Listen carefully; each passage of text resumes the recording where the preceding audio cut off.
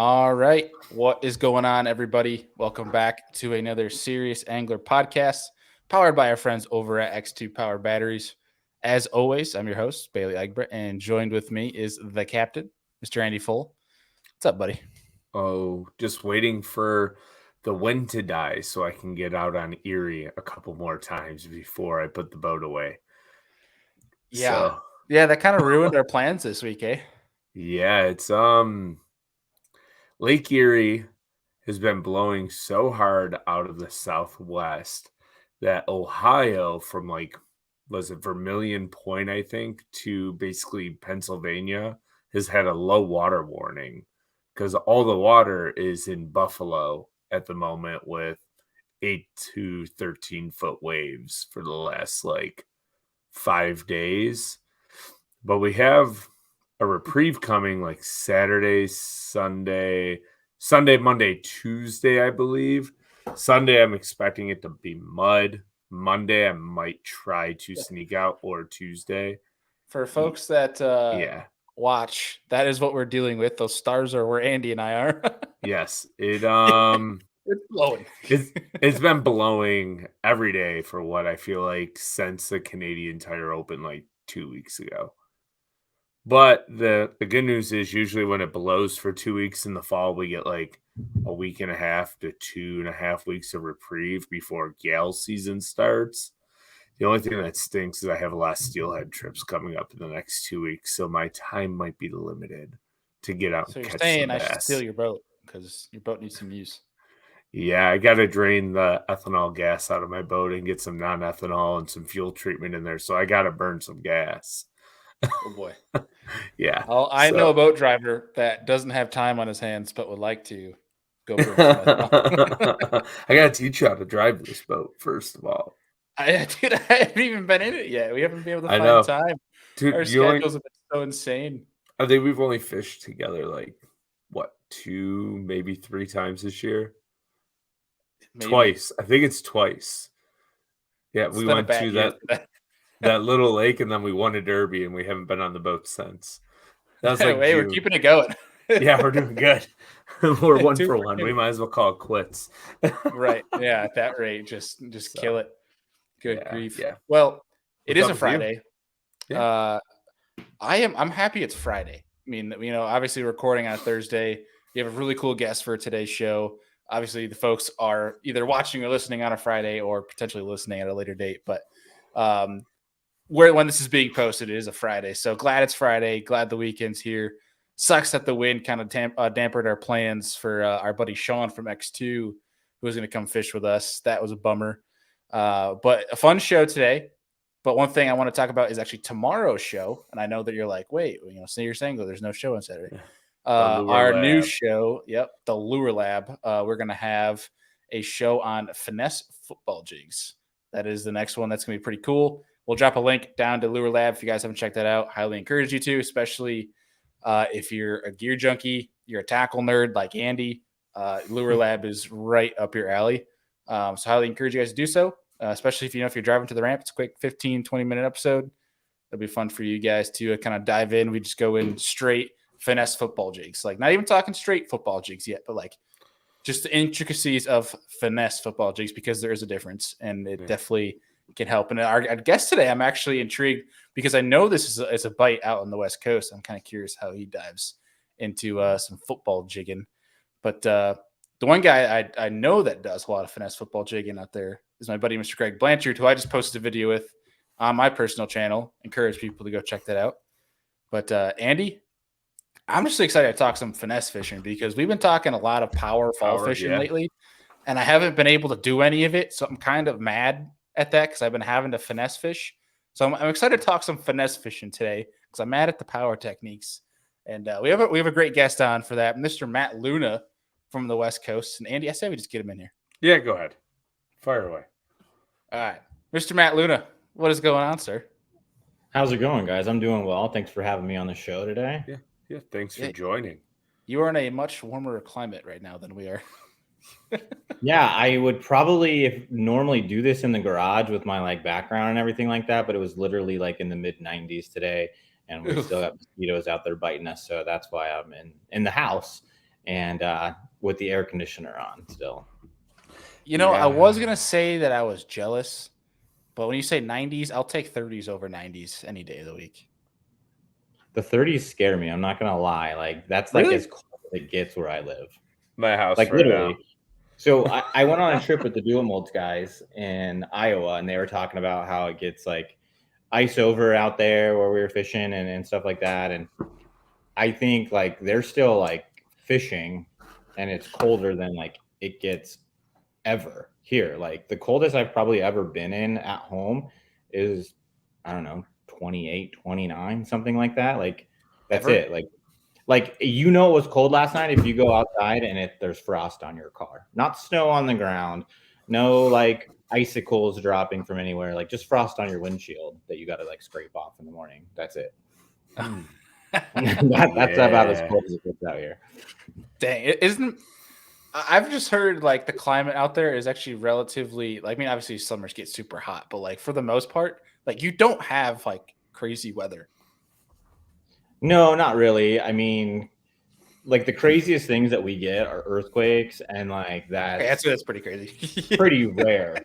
I mean, there's only certain areas that get earthquakes like that, but like those are rare. Like we might get a small one here and there, and you might feel it, you might not feel it.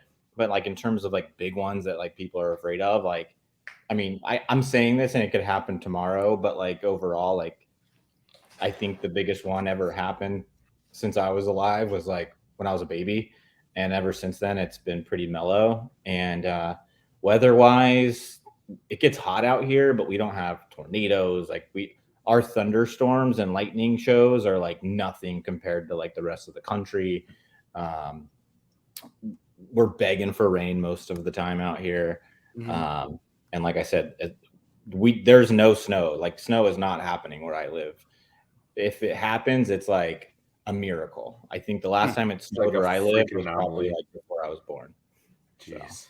I think people have forgotten that earthquakes exist. With all the madness that we've gone through the past 3 years, I think people were like, earthquakes, we can handle that. Well, that's the weird thing. Like I was having a conversation with somebody about this the other day, and it was like, if you live in Florida, like you're going to get a hurricane. Like if you live in Oklahoma, like at some point you're getting a tornado.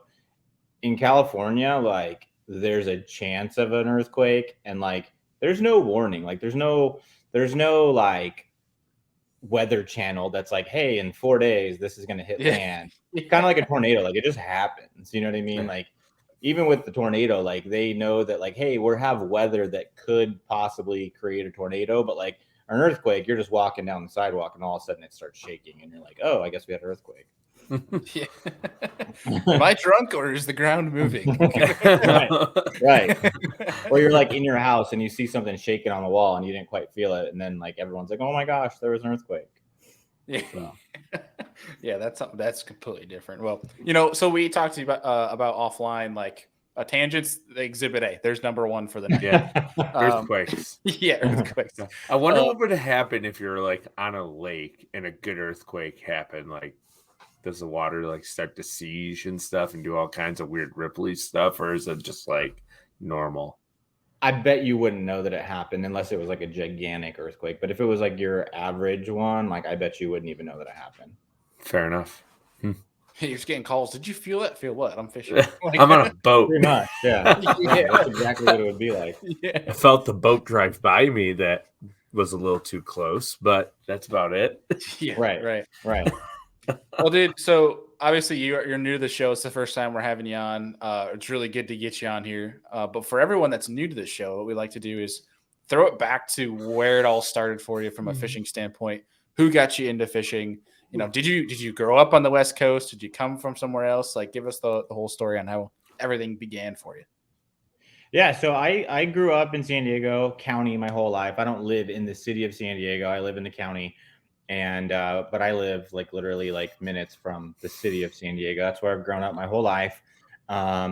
My first love in life was actually baseball, and I played baseball all the way through college and everything like that. I did fish with my dad as a kid and stuff like that. We'd do some bass fishing, we'd do some trout fishing, stuff like that. For the most part, we didn't really know what we were doing. My dad did have a buddy that fished competitively for bass before he switched over to the saltwater. So he was kind of like a a guide for us to like, hey, this is a Texas rig. Like, here's what kind of works out here in San Diego, stuff like that. And then once I started getting towards the tail end of high school or college, I mean, is when I started taking fishing a little bit more seriously. I started to get back into it. And that's when I started kind of learning how to do it. I remember going to one of the tackle shops. It was the same one that Andrew was mentioning offline, East County Bait and Tackle, but it was named something different at the time. And I literally walked in there and I said, I want to go fish. I know how to fish for the most part, but like, I just want to catch fish. And they introduced me to the drop shot. And I was still in college at the time and went to one of the local lakes that has good bank access and started catching some drop shot fish. And, did that for a while. And then once I was done with college is when I started really getting into bass fishing more and more. There's a website, a forum that a lot of the San Diego fishermen are a part of. And it was really, really popular at the time. I've kind of fallen away from following along on that website now, that forum. But back then it was really popular. And I ended up selling a fishing rod on there in their classified sections and met a good buddy of mine that I'm still friends with to this day. And he was a local guide out here. So he and I started fishing together. And that's when I started to really kind of learn how to fish these lakes out here, and got introduced to the tournament scene a little bit. Now, when I first met him, I didn't fish tournaments competitively with him right out of the gate, but we'd go fun fishing. I'd go with him while he was practicing for a team tournament, something like that. And then eventually we did fish a series together. And then I fished with a couple different people, and my dad included. And then eventually I decided that I wanted to do this Matt Luna fishing thing.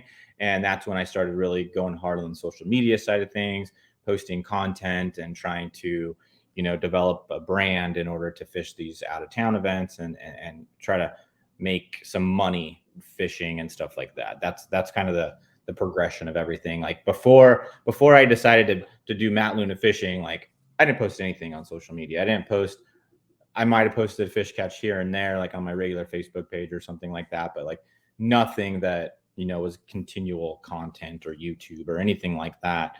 But unfortunately, I had the YouTube idea back in 2013. Like literally, like I bought a GoPro, I bought a Mac in order to edit the videos, and I made one video, and I think I posted it privately on YouTube at some point on some random, channel I probably created back then. And, it could have been life-changing if I would have actually started doing it back in 2013. I feel like there's a handful of people that I've ran into that either started it and like just like went away from it, or like had the idea and like have like a crap ton of videos from back in the day and just never posted them. That could be just like, who knows what the dynamics of the YouTube fishing space would look like right now if they did that. Like, yeah, there's a bunch of like people that I feel like fall into that bucket. Yeah, I mean, there's the guys like Milliken and all the Guggen guys and stuff like that. Like, they're good YouTubers, don't get me wrong, but part of their success was being first. Like, anytime you're first, you're going to have, a major impact on the market. Now, eventually it comes down to who's best because people have more to choose from. But with the algorithms and everything the way they are, like those guys are going to get put in front of other people because more people watch them. They have a relationship with them through the social media, stuff like that. So don't get me wrong. They all have, good content and stuff like that, or else they wouldn't still be relevant and popular. But a lot of it is being first. Like if you can be first, like that's going to be game changing for everything. Like when you were first on TikTok for some of this stuff, you blew up, like part of my numbers from TikTok was just posting tackle making videos and people kept watching it. It was no different than the guy that was like, edging his lawn and like millions of people watched it for whatever reason because there was nothing else to watch. Dumbest stuff. Those for some reason, and I'm totally guilty of this, is like there's like the pages where it's just like of just satisfying videos, like of the perfect line in the grass, and people are like, yes, this is the content I want. And it makes no sense. Like when you look at the grand scheme, you're like, this is pretty stupid. But like people consume the crap out of it. Yeah. That was TikTok. They just don't know how to do it themselves. It's just lack of content on there. And people are like, what is that? What's that shiny metal stuff? And then they go, oh, that's somebody's making a fishing lure. Like, so. Yeah. Heck yeah. It's kind of interesting to see the evolution of that. I mean, talking from social media, like everybody is now trying to basically do every platform into one at the same time. I feel like that's what everyone's trying to do now. It's making it really difficult. Well, I mean, with Facebook doing the reels and Instagram doing the reels, it's really basically them trying to be TikTok, and then YouTube Shorts is the same thing. And at this point, you can go on Instagram, Facebook, or TikTok or YouTube Shorts and see the same videos. Yeah, I mean, well, and there's like a growing, like almost, I shouldn't say movement, but there's been a few people I've noticed big time, like Milliken does this, where he posts his full videos to Facebook, and they're like, people are blowing up on Facebook now from like that long form content, which is like, it's interesting to see this shift. If you have a platform on Facebook right now already, and you have like a halfway decent following, I would say now is the time to go hard on Facebook for sure. Because one, if you're good at posting photos still do really well on Facebook. But if you post them anywhere else, they don't do well at all. But Facebook, they still do well. And then the video content still does really well. But there's been guys talking about putting the long form content on Facebook for a long time. I have wanted to do more of that. I have done some of that, but I haven't been diligent about continually posting that stuff to Facebook as well. Yeah, it's an interesting shift. And here we go. Tangent number three of them. Yeah. Earthquakes Yeah. and social media tangents. I love it. Go hand in hand. I can go any direction you want to go.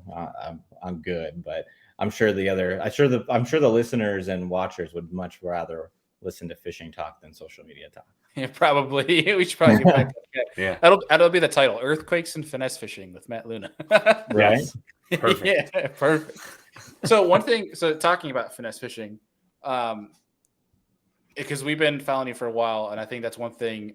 You seem very confident. It seems to be kind of your forte, is a finesse deal, and I think that definitely shines. Because the one thing I caught out of you saying, like, kind of your upbringing, your path to where you're at now, is like before you even got really heavy into bass fishing, was you were drop shotting in college, which I think a drop shot for many, like for us now, it's like, yeah, I always got one rigged up. Seems pretty straightforward. But like for a beginner, I feel like a drop shot is kind of like, how the hell do I tie this thing? Like they can't, at least for us Northeasterners, like we start out with a top water and a jig, maybe mostly a Senko. But I feel like that's kind of like a different culture out west where it's like the state of the drop shot.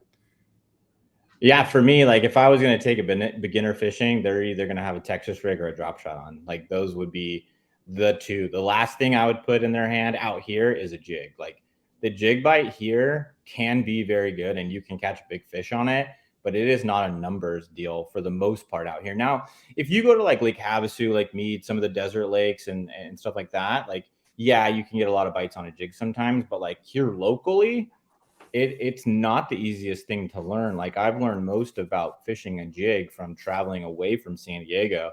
Like I've caught big fish here on a jig. Don't get me wrong. Like it helped me win a tournament big time. I had a, big fish of the tournament because of throwing that jig, but you might get one bite on it and it be the big one that, carries your bag. But, for the most part, like out here, like if you want to get bites, like the drop shot's where it's at overall.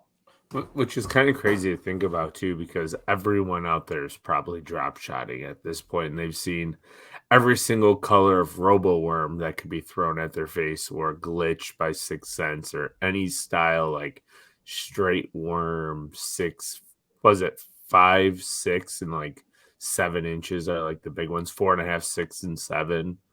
I would say 6 inches the most common out here for sure. Guys do throw the 4-inch ones out here. I think the bait like the 6 Sense glitch is going to get you a ton of bites out here because it's smaller profile. It'll catch you big ones out here, but it's going to get you a lot of other bites as well. I think like I've caught one of the better fish I caught this summer was on the glitch on a drop shot, and it was, I don't remember. It was probably, it was one of those summertime fish with the big heads and skinny bodies and stuff like that. So I don't know exactly what it weighed, but it was one of the better fish that I caught this year in the summertime. And it's a, little tiny 4-inch bait and with basically no action. And, that fish could have eaten a 6-inch worm or something like that. But I say that because a lot of guys out here do throw the 6-inch worms specifically, like 99% of the time. And, sometimes downsizing to something like that can make a big difference. So is it just because of where you're at regionally that you got such an earlier start into the drop shot? Or is it like, how did you kind of get an early introduction to that? Because I feel like, Andy, correct me if I'm wrong. At least for me, I didn't get started in a drop shot for a while just because I was like, I don't know how the hell to rig this thing up. The knot always phased me. Like I would just do a stupid 3 knots and I break off all the time. And I said, screw this, like way back. But like, I feel like not many folks know how to tie it. So I'm curious. So when I first started fishing that drop shot, like I literally just started getting back into fishing. I knew how to fish a plastic worm. Like I knew how to fish a Texas rig. I knew how to fish, a bait like that. So for me, I literally just went into the tackle shop saying, hey, like I'm sure a lot of stuff's changed since I got serious about fishing. What bait should I throw in order to go just get some bites? Like I'm going to walk the bank, blah, blah, blah. And the guy at the tackle shop said a drop shot. So I wouldn't have known about the drop shot if it wasn't from going into that tackle shop. And the guy sold me the worms and sold me the hooks and sold me the sinkers and, showed me how to tie a Palomar knot. And, I probably forgot and, just tied something and, it worked eventually. And then, as you progress and get more into it, then you start searching like how to do stuff, or you talk to a buddy and, eventually like the Palomar knot became, second nature. So I think it was just for me, just a lack of probably not doing it on my own, because I went to the tackle shop and they told me what to do and gave me the pack of worms and gave me the weights and said, hey, go to this lake and throw this worm and you could probably, get some bites. And I did. And, if I were to do this all over again, I probably would have went to a different lake, because that lake isn't the best one to go out there and get a bunch of bites on, but it worked out for me. I ended up catching a couple fish that day, and it really kind of got me back into really wanting to fish. And if you know how to fish a plastic worm, fishing a drop shot is pretty much the same. It's just knowing what equipment you need in order to do it right. Yeah. Right. I'd say it's good to have a good tackle shop nearby that can help you with that as well. So, and I mean, let's be honest. I mean, YouTube can do a lot of that. I was going to say, now the kids got YouTube. They don't have the tackle shop. It's fair. Yeah, what is a tackle shop? And like I've talked to a lot of people that are like, hey, I don't have a tackle shop like that close by. The closest I have is, Bass Pro Shops, and nothing against Bass Pro Shops, but like sometimes you'll go in there and the guy will know what he's talking about. Or you go to a Dick's Sporting Goods or something like that, and they have a decent fishing section, but like you don't know how much that person actually fishes. You know what I mean? Like they're staffing that area, and they might be a great fisherman and can dial you in. But you can also go onto YouTube and type in San Diego bass fishing, and probably you'll find some of my videos for sure. But then find other stuff. And one of the problems with YouTube is you might click on a video and it's just some guy fishing, and they're not really talking about specifically what they're doing, how to rig it. So you might, hopefully pick up a little nugget from that video and go, oh, he said he was fishing a drop shot. Well, what is a drop shot? How do I fish it? Now you're going down that YouTube rabbit hole, and you can definitely get a lot of great information. But sometimes just having that face-to-face communication with somebody at like a tackle shop or something like that can be helpful. But don't get me wrong, you can find the information elsewhere for sure, especially nowadays. Yeah. It's interesting. I feel like when I think about the grand scheme of things, I feel like California is probably the most – California, maybe like Arizona. You have to correct me here, Matt, but I feel like the West Coast is the most finesse-y region out of the entire country. I would say that a lot of the smallmouth guys, like up in Erie and something like that, I think they give us a run for their money when it gets to the hair jig and the Ned rig and the drop shot and some of that stuff. But from what I gather is we do it differently. Like I know that like for the St. Lawrence River stuff, for example, like you might be fishing 30 feet, but you're kind of like doing it in that current and stuff like that, where we're doing it mostly in lakes out here. Like we do have some river fishing and stuff like that, but that's typically not where you're seeing guys throw a drop shot. They're not fishing a half ounce, 3/8 ounce drop shot and kind of just dragging it over the boulders that, in the current like that. So we do it differently. But like when I talk to guys about, fishing the Great Lakes or, something like that, where they're fishing those hair jigs and how to dial that hair jig in order to get the hair to be right and the right type of head and, what kind of braid they're using on their spinning reels and the actions of the rods. Like some of those guys get really, really dialed into that finesse stuff. And to a point we do too, because we do the hair jig stuff out here. We do, 4 or 5 pound tests like those guys do. So I would say that those guys give us a run for our money on that. But the difference is that we're doing it, 12 months a year, 365, where, right. Some of those guys just can't because the lakes are frozen. Right.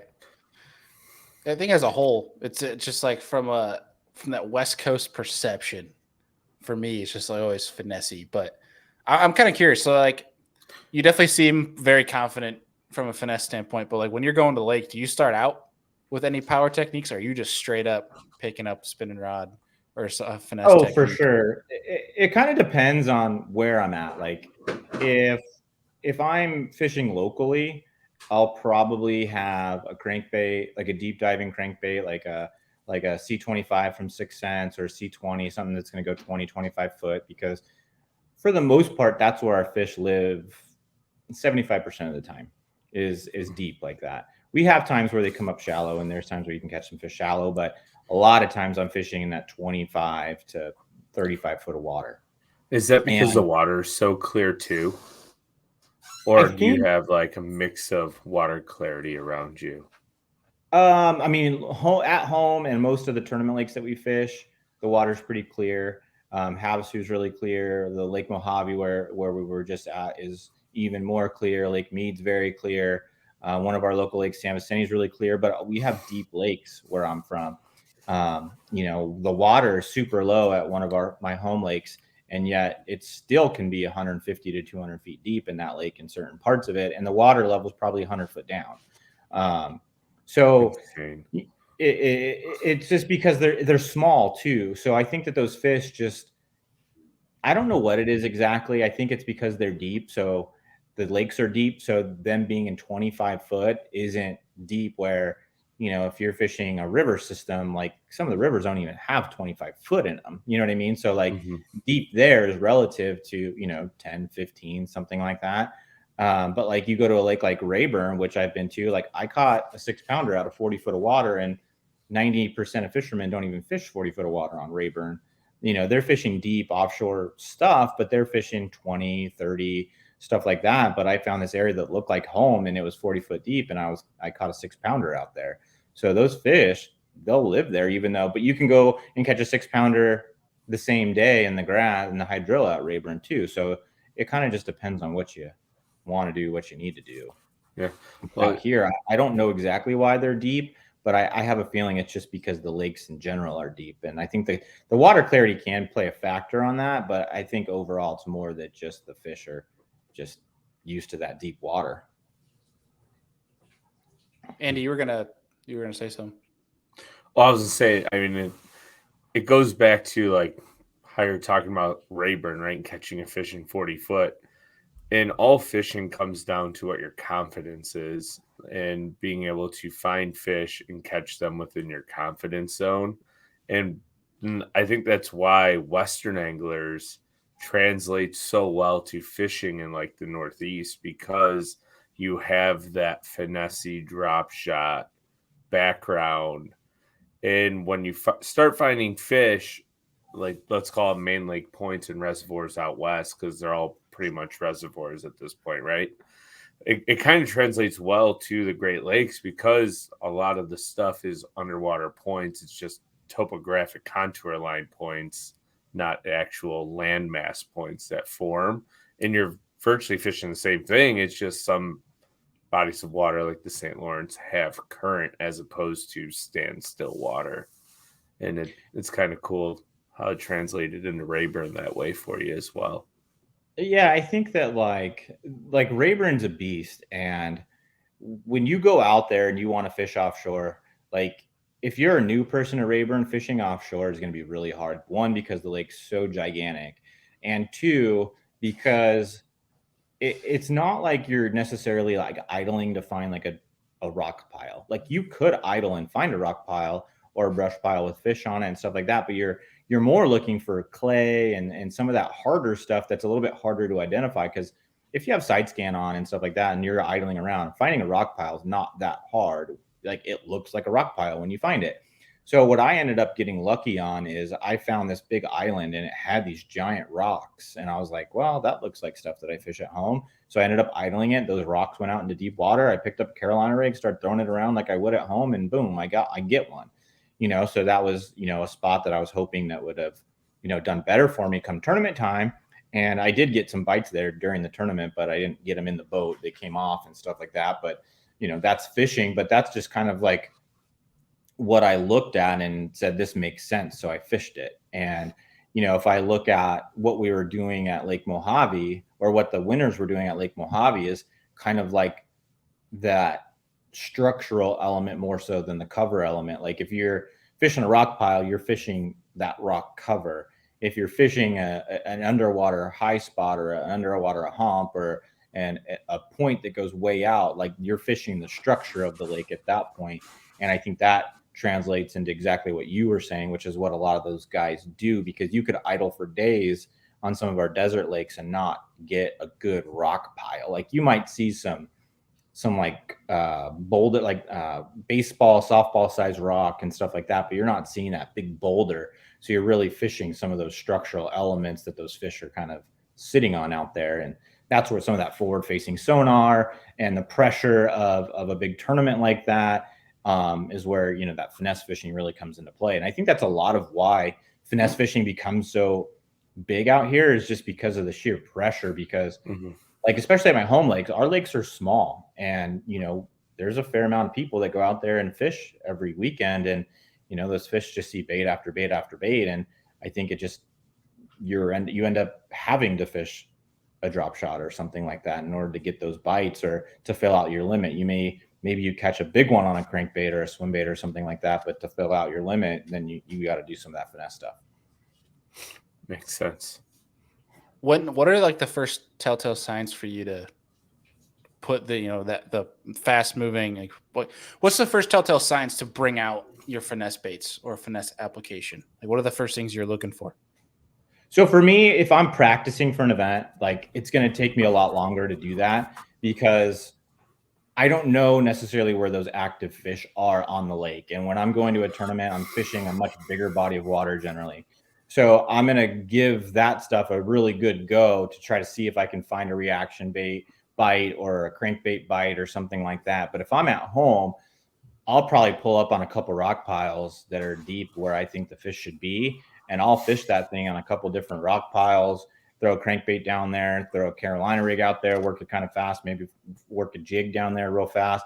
And if I don't get bit pretty quick, I'm going to start bringing that spinning rod out and kind of alternate until I kind of dial in. Okay, they want the drop shot today. They want that finesse today.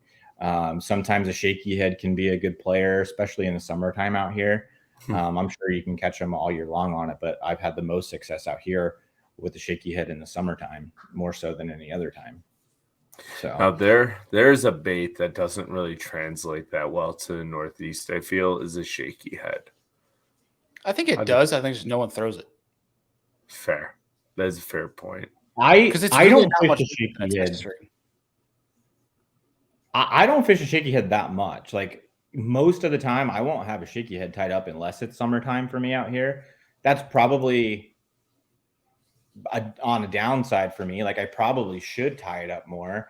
But I think you put a crawbait on that shaky head, you probably get bit out there. Like if they're going to eat, a Carolina rig on St. Lawrence, like they'd probably eat a shaky head down there. It's just not as efficient to fish it, because unless you use a really heavy one, and then now you're in that dilemma going, should I use a casting rod? Is the weight light enough? Like spinning rod, casting rod dilemma, stuff like that. So I think that, a shaky head has its place for sure, but I think the shaky head thing really does damage more so, in that Oklahoma, probably some of the Texas stuff, Midwest stuff.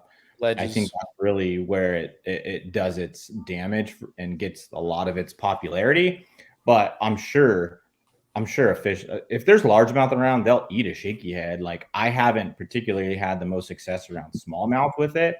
I don't know that I've ever caught a smallmouth on a shaky head personally, but I guarantee you there's people that have. So Yeah.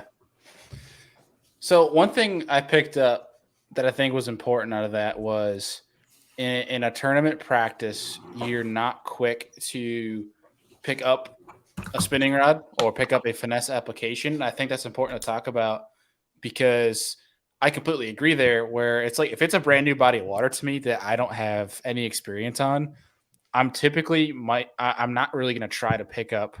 Say I have 3 days of practice. Day one, I'm typically not going to even try to pick up a finesse application. I'm going to try to cover as much water as possible. Where there's some people I feel like get frustrated because they might find active fish, one day, and they go through the whole circus of baits trying to figure out what they're going to eat, and then they wonder come tournament day why they're not active anymore. And I think it's because there's people that get bogged down with once they find fish, they think they're good. They just got to cycle through baits and they'll fish those fish.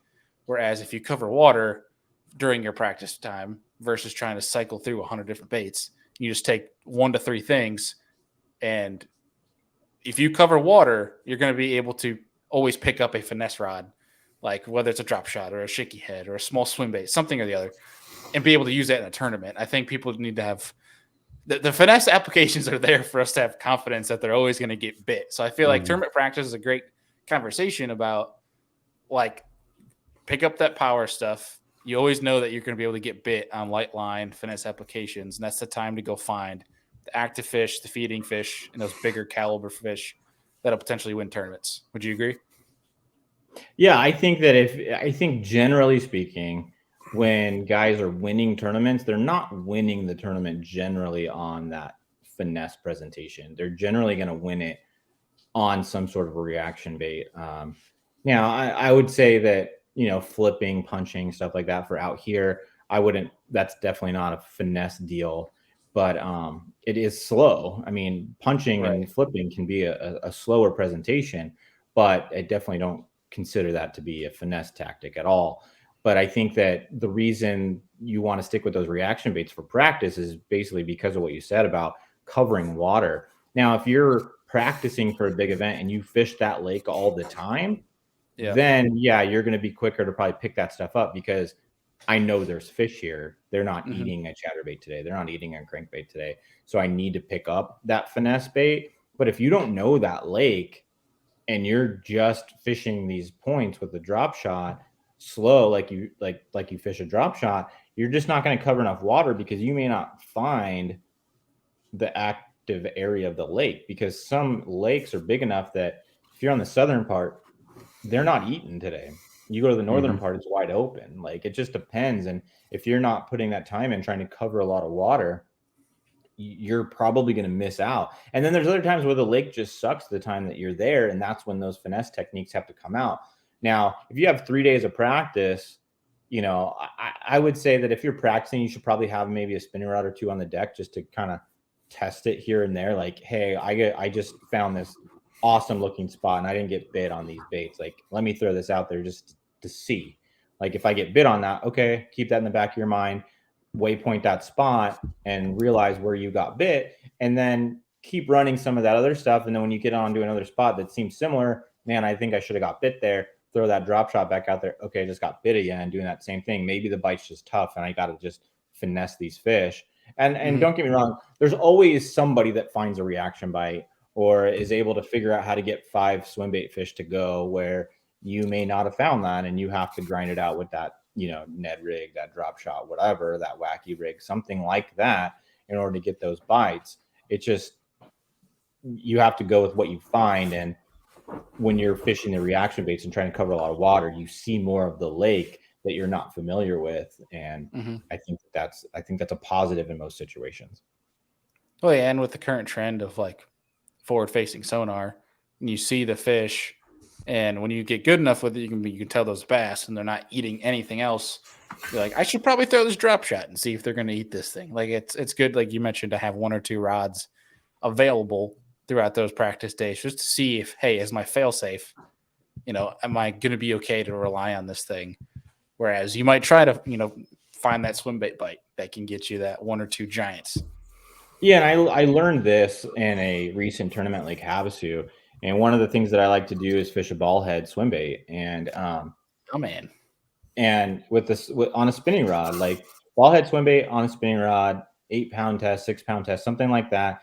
You'll catch largemouth on it. You'll catch smallmouth on it. And that's what you catch at Lake Havasu. And that's one of the things that I like to throw there. And I didn't throw it at all in practice.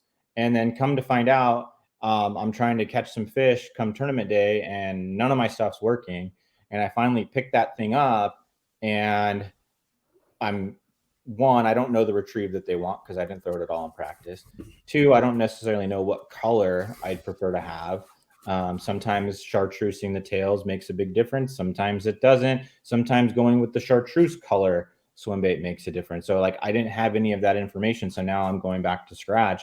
And I know there was guys that had really good bags on day 1 of the tournament, probably during some of that low light in the morning, throwing that little swim bait and caught fish and doing some things that catch fish at that lake, whether it's that little swim bait or a drop shot or a Ned rig or something like that, to kind of give you an idea of what you need to do to get bites, can also be a factor, because you can throw those reaction baits and just make cast after cast after cast and not get bit and see the entire lake, and the tournament starts tomorrow and you have nothing to go on and you feel like it's the Dead Sea out there. But at least if you keep it honest every once in a while, throwing some of that finesse stuff, it will help you kind of have a backup plan. And unfortunately, with this last tournament at Mojave, I tried to incorporate some of that finesse stuff more in my practice than I have in the past, just because I knew, hey, this is probably going to be a tough bite. There's a lot of pressure on the lake. I'm going to need to know where these fish really are and maybe grind it out in different areas. So I had those finesse presentations on the deck more often and sooner into practice. And it kind of let me know, hey, this color is working for the glitch. And it was the mystical color glitch from 6 Sense. That one was working. I was getting bites on that. Okay, green pumpkin craw-bait was working on a lighter Carolina rig in the grass. So I could fall back on some of that. Unfortunately, I didn't adjust soon enough into my tournament. And, the day 1 went by and I blanked. I kept trying to run a pattern that, wasn't working for me, even though it was what the guys won on. But I had some electronics issues and it just didn't work out for me that day. And if I would have just went to plan B and went to the areas where I was getting bit on a drop shot and bit on the Carolina rig and just grinded it out, and did that for 3 days, I could have probably cashed a check. Like I wasn't going to win the tournament doing that, but cashing a check goes a long way when you fish these events and put the thousands of dollars into it. You're probably still going to be losing money in that deal, but at least you're not losing as much. Yeah. So I kind of get the vibe that you have a wide selection of different colors that you like to throw. Actually, I would say I don't. I mean, if you went into my box, like in my tackle box, like when it comes to like 6 Sense prawns, for example, beaver style bait, I pretty much have green pumpkin in there. If you go into the stroker craw bag that I have, I pretty much have green pumpkin. Now, when it comes to a drop shot or something like that, I might have a handful of different colors, but it's all natural stuff, like a shad pattern, like a watermelon-y type color, where like that mystical color, it's like a watermelon top with like a clear blue bottom. So it just looks like a bait fish basically, and it could pretend to be a bluegill, it could pretend to be a shad, depending on what you're going for. It's just a natural finesse looking bait. And then, I pretty much have a green one, I have a brown one, and I have a purple worm is what I'm talking about for drop shots, and a shad one. So I got basically 4 colors there. And that's all I really want to know is, if they're on the shad, do they want the shad worm or do they want the green worm or do they want the brown worm? And then when you go to certain lakes, like Clear Lake's known for Margarita Miller later color, purple worm. Like that's like it's California known for that. You go to the Delta, they want red. So like you have red stuff. Like there was a tournament where I literally had my green pumpkin prawns and I took some red color and just painted it with a paintbrush. So that way I had my red colored baits. Like, okay, they're green pumpkin, but I'll just put some red color on them. and red dye on there, and boom, now I got red like I want. So it's just some lakes just have those unique things, so you have to prepare for that. But for the most part, I fish clear water, so most of my stuff's fairly simple when it comes to colors. Now, when I went back east and fished Texoma and Rayburn and stuff, I did have more colors in the boat because that plum color works good out at Rayburn, and then Texoma can have dirty water, so I needed some of those black and blues and chartreuse crankbaits that I don't carry all the time out here because generally we're fishing pretty natural looking stuff. I feel like the margarita mulator, or like, what do we call it? What is Aaron Martin's color? What is that Aaron's for? Magic. Is it Aaron's Magic? Yeah. I feel like those have become like staples across the country, not even like just a specific region anymore. Like we throw the margarita, we throw like, I feel like that's the one color you could probably throw anywhere in a drop shot, and for some whatever reason it gets picked. That in Morning Dawn with the Morning Dawn, chartreuse tail. Yeah, that's a good one too. Yeah, I mean, I think that they're just natural looking colors is what it boils down to. I mean, Aaron's Magic is essentially a fancy green pumpkin. You know what I mean? Like if you really break it down, it's primarily green with that blue line and then the brown on the bottom. It's a 3-color laminate, but the majority of that bait is green, and then you have that blue vein. So like in clear water, maybe it could make a difference, but if it's like stained water, I'm sure green pumpkin, whatever, probably would have gotten bit, but like you just gain confidence in whatever you're used to catching them on. And I think that sometimes people do play around with colors and find that one color that gets a few more bites than another color, but does that mean you can't catch them on like I'm not a believer that like you have to have the green pumpkin with the blue flake. Like I don't think that you need to do that. Like I'm pretty sure green pumpkin black flake and green pumpkin purple flake probably would have caught fish that day too. Like I don't think it gets down to the nitty-gritty where like it's got to be blue flake or it's got to be purple flake. I think you tend to gravitate towards what you have confidence in, obviously. But I'm pretty sure if they ate green pumpkin blue flake that day, they probably would have eaten the green pumpkin purple flake too. Andy, I can already tell that Matt and I would make great friends. And I was thinking the same thing. I'm like, man, my tackle box is just like straight green pumpkin, black and blue, like no crazy flake on any baits. And then like where I'll get wild with it is like in drop shot bait, I'll have watermelon red just because for whatever reason I love watermelon red because it's confidence. A green pumpkin worm, and then like a Morning Dawn, just something completely off the wall, different than everything else. But that's like it. It's green pumpkin, black and blue, maybe a little bit of watermelon, and like the rest can. You get wild with your Senkos though. You have some free. Yeah, Senkos. That's a different story for whatever reason. But like black, green pumpkin, amber lamb, but it's still green pumpkin. It's got like a red belly to it.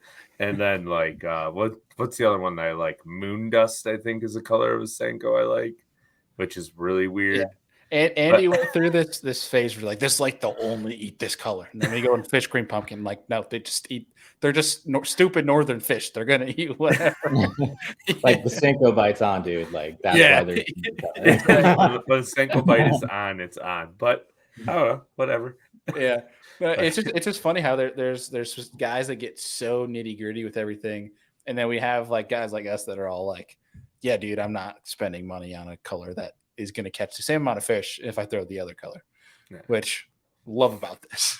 Makes me. I mean, I've gone down that rabbit hole before where it's like, oh, it's got to be watermelon magic, where it's got the small flakes instead of the watermelon candy that has the bigger flakes. I'm just like, if you're around the right fish, like they're gonna eat it. Like I'm not saying go to the lake and have like white when they want green pumpkin. Like I'm not saying it's like to that degree, but like I can't imagine having just a little bit bigger flake would really make the fish not eat it. Now, do I think maybe one day they could possibly want a purple worm more than a green pumpkin worm? Yeah, I think that that's possible. But I mean, if you have dirty water, like that stuff doesn't matter. Like there's no way, because they're lateral line feeders at that point anyway. Like, like smallmouth, they can be crazy where they just want, if it's got chartreuse on it, like it's down their throat, and then there's other days where it's like, it better look just like that goby, or it better just look just like that shad, or they don't eat it. But then the next day you go out there, you're throwing a bright chartreuse spinnerbait and they got it halfway down, in their stomach. You know what I mean? Like, it's just crazy how it works sometimes. But I think overall, just having the staples, you want your green pumpkins, you want your browns, your purples, and your shads.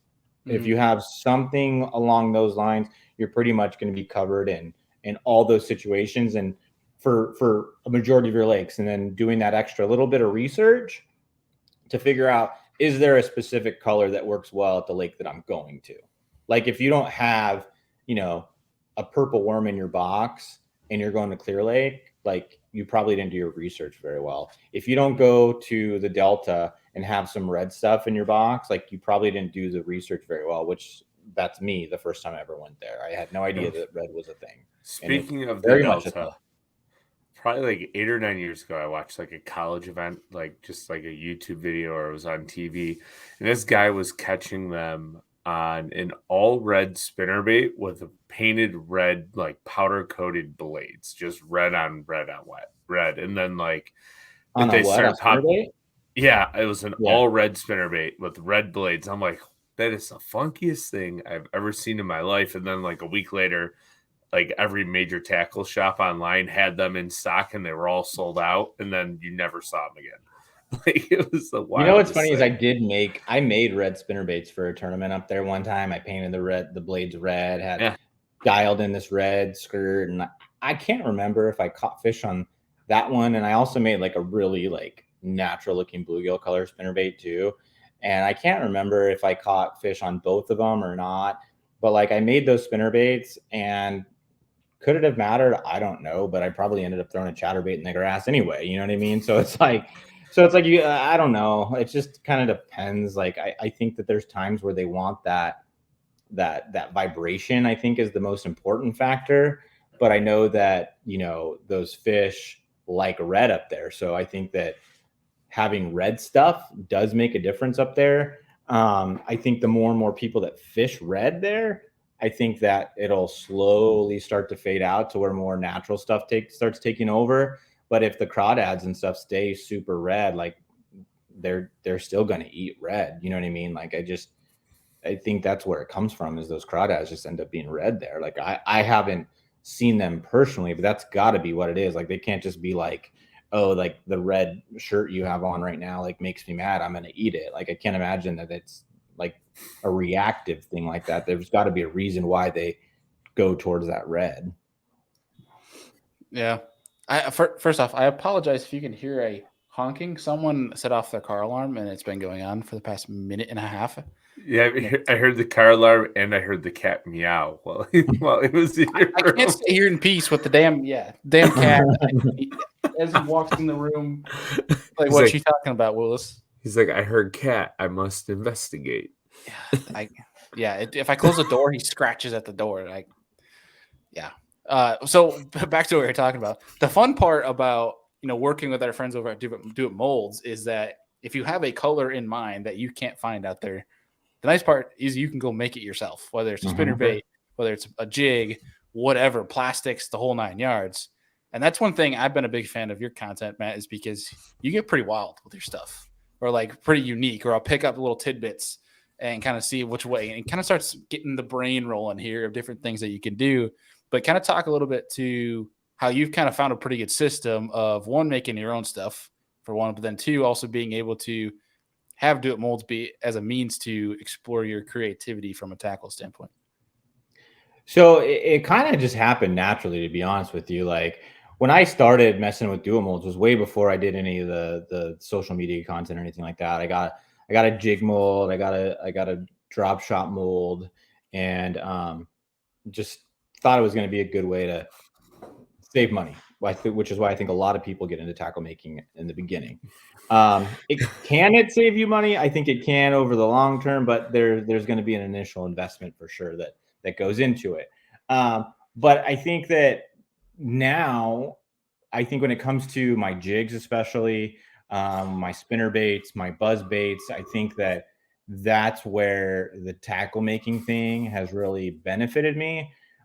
because I can tweak things. I have the ability to play around with things a little bit more than the average person that just is going and buying a buzzbait or a jig or a spinnerbait off the shelf. Because one, some of that stuff gets expensive because, like, I mean, you go buy some buzzbaits, they're $15, where I can make a buzzbait for, I don't know, it's probably $3 maybe, and that's with a good hook in it too. You know what I mean? Like, in a spinnerbait, you know, you could probably make one $3-4 depending on what components you put on there, and it's a good spinnerbait. And for me, like, I did some research when I wanted to start making the spinnerbaits, and I did research to figure out, well, what makes a good spinnerbait? Not how to make a good spinnerbait, but what components go into a good spinnerbait. Like, what blade sizes are the best? What blade types are the best? What makes a bass want to bite a spinnerbait? And it all basically boiled down to what vibration do those fish want? And the main things that come into play with the vibration on spinnerbait is wire size and blades. Those are the two main things that factor into how much vibration that bait's going to have or not have. Thicker wire on that spinnerbait, less vibration. Smaller blades, for the most part, less vibration. Now, different blades, like a Colorado blade, is going to give off a good amount of vibration, whereas a willow blade is going to give off a little bit less vibration. All those things go into play when it comes to developing a spinnerbait that you're going to make yourself. So there is some complexity to it, but I got lucky. And after the research, I ended up kind of just playing around with it and making one, took it out. The lakes were fishing good for, you know, throwing around a spinnerbait. We had brush in the water, stuff like that. So you're able to fish it through the brush, which is perfect for spinnerbait. And I ended up dialing in the spinnerbait that I like to use. And it's nothing special. It's just a thin wire with a willow blade and a Colorado blade combo. And I stumbled upon, you know, gold blades being one of my favorites because that's what I was able to get the easiest. It was the easiest ones to get were the gold ones, where I probably would have bought silver. Would the silvers have made a difference? Maybe, maybe not. But I think that sometimes going with gold blades when everybody else is throwing silver just, you know, gives it a little bit different of a flash in the water compared to what everybody else is going to be throwing. And I think that sometimes that can make a difference. When it comes to the buzzbait, it's kind of the same thing. Like, I just researched what makes a good buzzbait, and it all boils down to sound for the most part. And so I was like, okay, well, if the sound's important, how do I make it have more sound? And the type of blade you use is important. Whether the blade goes in and out of the if the wire goes in and out of it, or if it just has the two little round openings on each side of it. One of those blades makes more sound than the other. And then how do I manipulate the wire? Is a thinner wire better on a buzzbait, or is a thicker wire better on a buzzbait? And in my opinion, a thicker wire is generally better on a buzzbait because it gives you more sound. There's more surface area, and it's going to hold up a little bit better. And then, do I want a clacker? Do I not want a clacker? So, like, you can start doing all these different things at a much cheaper cost for the most part when you're making some of these baits yourself. Then, okay, do I need the Megabass one for $20, or do I need the War Eagle one for $3? And then, well, I don't know if I like this blade, but I like that blade. Well, now I can just make it, and I can try whatever I want. And then you kind of just stumble upon what works. And then when it came to the plastic that I use most of the time, when it's a itMolds berry bug, and it's kind of a funky looking plastic, but for whatever reason, the fish like it on a buzzbait. And I make it in a stiffer plastisol, so that way it holds up good on a buzzbait, and the fish like it. I tried a gold blade because the gold blade worked on a spinnerbait, so why not try it on a buzzbait? They eat it. You know, when it comes to the jigs, like, I was trying to get as close as I could with a jig that I liked fishing already. And the mold showed up, and it wasn't exactly what I thought it was going to be when I ordered it. But I fell in love with that jig because I caught a lot of fish with those jigs. Like, that's what it boiled down to for me. Is I figured out, do I want to, like, make my own skirts and play around with it? Do I want to buy pre-made skirts? And, you know, I've learned how to do both. So if I get a pre-made skirt, it's easy to just slide it on there. But if I want to customize it, wire tie it, thread it, whatever, you know, I have the ability to do both. Because if I want to make, you know, a silicone jig, I put silicone trailer or silicone skirt material on there. If I want to do a round rubber one, I put the round rubber on there. And I think that playing around with silicone and round rubber can be beneficial, because I think there are times where the round rubber can outdo silicone. And then I think there's other times where they want silicone. I just think that they have a different action sometimes. Yeah, it's super cool because like that's something you can easily go back to the drawing board and just whip up versus having to go order something off Omnia or another online fishing tackle retailer, like, and spend more money. Whereas, if it's a part thing, it's one, it's cheaper, and two, you're going to get way more of it, and it's an easier adjustment to something you like. I think that's what's pretty cool. Yeah, for sure. And I just think that you have the freedom to do whatever you want. If you want to make an orange buzzbait and try it, you can. You never know. You might just stumble upon something that works really well, or it doesn't catch a bass at all. And okay, I'm out $2, like big deal, right? Yeah. Like, Not whereas like I just bought this $20 bait and it doesn't catch fish. Like, what a waste of money, So yeah, there's an investment when it comes into buying the molds and stuff like that. But once you get into making that stuff and finding stuff that you do like and catch a lot of fish on, it gives you the ability to make a lot of them. So like if I go to a tournament, I'm not going to run out of spinner baits. I'm not going to run out of buzz baits, because like I can make them.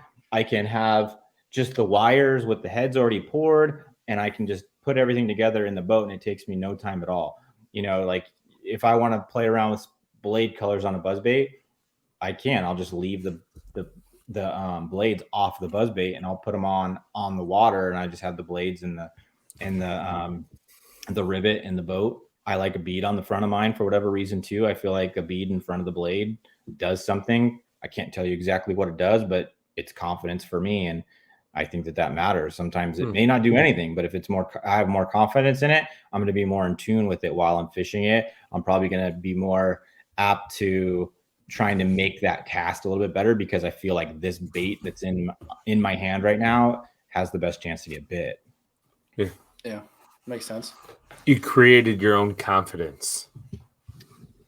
Essentially, yeah, because like with my jigs, for example, like I 90% of the time I have like 2 different jig colors in my box, and most of the time I'm buying pre-made skirts from 6 Cents. I like the jungle craw color, and I'm blanking on the other one. It's like a green pumpkin with some purple in it, and the jungle craw's got green pumpkin with some red, and it's just kind of a unique color, and I've fallen in love with that color. I catch fish on it all over the place. And the head that I like to use is it's the weedless football jig with holder, and it basically has the flat side on it and on the head. And I just think that it helps that bait just stand up, and whatever trailer you got on there, those claws are in that defensive crawfish position. And I just feel like overall I get more bites with that jig than I have in the past with other jigs. And that's why I just gravitate towards that one.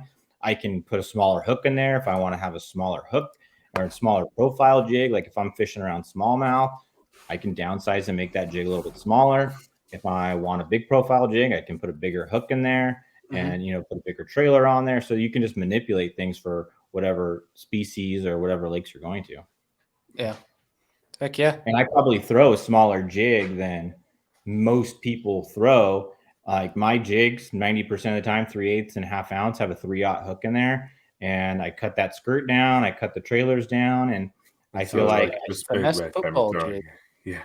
It's like a finesse football jig. And I think that, I don't see, I feel like that's a full-size jig to me. In my mind, that's a full-size jig. But like, when I look at other jigs, like they're big, man. And we just don't generally get bit on that stuff out here. Like you need to downsize, you need some of that smaller stuff. And I'm not saying there's not a time and place for it out here, because I guarantee you throw a big jig around here, you're probably going to get a big bite at some point. But, when you're needing multiple bites, especially around smallmouth, like if you have smallmouth and largemouth in that lake, you're going to want something that both species are going to eat. And if you get too big of a jig, those smallmouth just probably aren't going to eat it. Yeah, heard that. I don't want to go dive too deep in it because I want people to go listen to the Finesse Football Jig show tomorrow on Lure Lab. But that is one that is very applicable around the country. And I encourage folks, if you're listening to this right now and you want to check out itMolds, we have a link down below in the description. You guys can head over there. If you're not following Matt Luna and his content, I highly recommend it. All of his socials are down below in the show description. And he's got a lot of really good itMolds content. he's a genius with it. I'm sure Matt you're cool with people reaching out if they got itMolds questions, anything along those lines. Absolutely. Yeah, feel free, guys. Definitely reach out. He's got great content on YouTube and Instagram, all across all of his platforms. Kind of a wizard with it, if you will. But Andy, before we hit him with our last question of the night, do you got anything else for Matt here before we let him go? Not this moment. I would be really intrigued though to like break down skirt colors and stuff for jigs in the future. So I think that could be something that we could talk about later on. Sounds like a Lure Lab special guest. Could be. Could be. So, yeah, I'd love to do. Anytime you guys want me on either one of the shows, I'm definitely willing to do that. Heck yeah. Awesome. Well, dude, so like our introduction where we wanted to throw it back to everything, when this is your first time on the show, we like to close it out with one question that we ask everybody that's new to the show. And that is, if you could sit down with 3 different individuals, doesn't have to be fishing industry, they could be alive 1,000 years ago, doesn't matter. Any 3 individuals, sit down, have a steak and a beer, and pick their brain. What 3 people are you inviting? Oh man, that's a tough one. Loaded question. I think, okay, I'm going to do a fishing one. And I think that I would want to sit down with Aaron Martins. Great because I've been fortunate enough. I have met him and been able to have a conversation with him.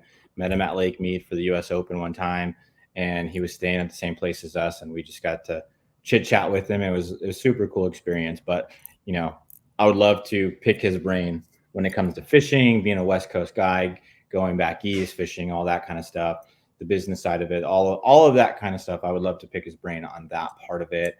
And then, my first love being baseball, man. I'd love to talk to,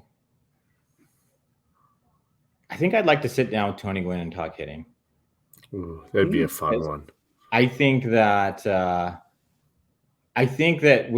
I played baseball all the way through college, and I think some of the things the way he articulated things and talked to people about hitting, I think is different than what I found to be successful. So I just love to kind of pick his brain and see where I'm wrong, because I mean, that guy is one of the greatest hitters of all time. So where am I wrong? And even though it worked for me, why am I wrong compared to the masses of people, and why it worked for him? So I think that would be an awesome conversation. And then number 3, you know what? I'm going to go with probably my great-grandfather, who's passed away. I didn't get to know him very well as I was a kid and growing up. And about the time I started to get to know him really well, he would come to my baseball games. He was big into baseball. He was big into fishing as well. He actually owned a tackle shop here in San Diego County way before I was around. Fished all the time, caught a lot of big fish out here locally.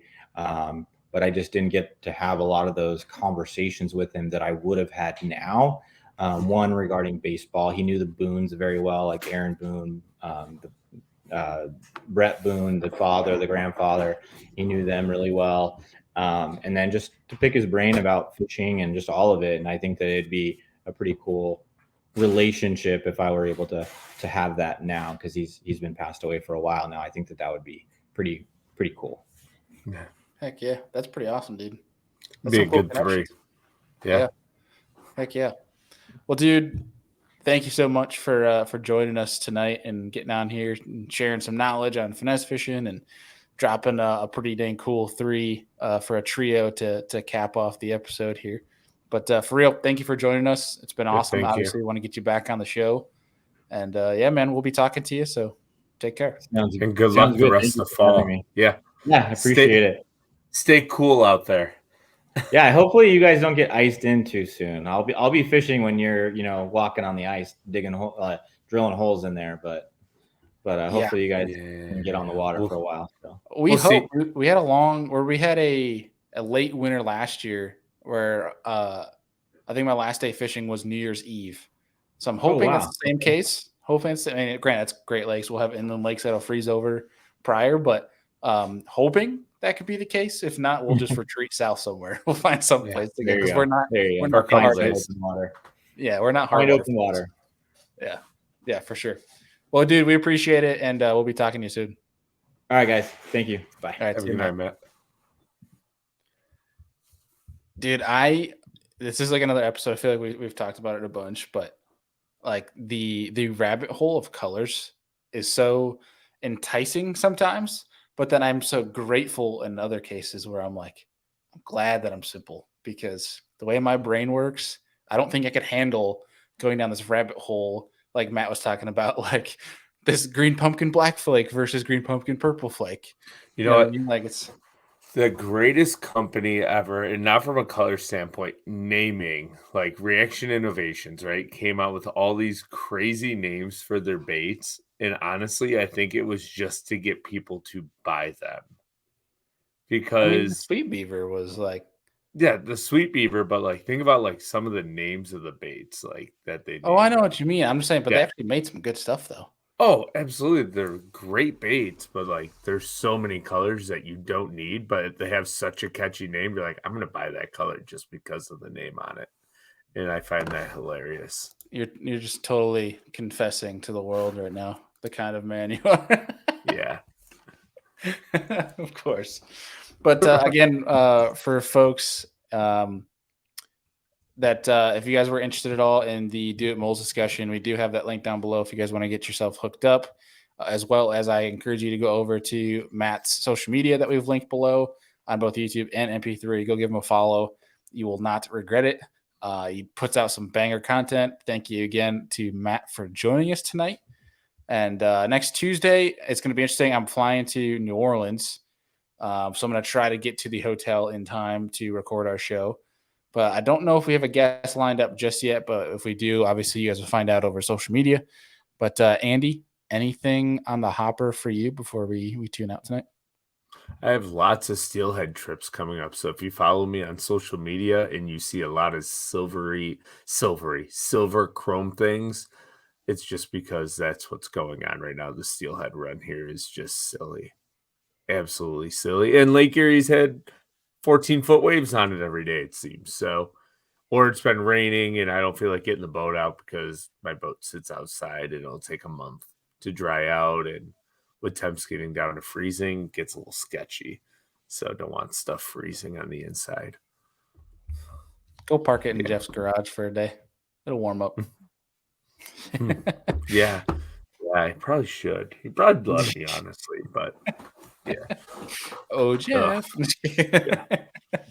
Well, folks, we appreciate you guys as always. If you are listening on MP3, please leave us a rating and review.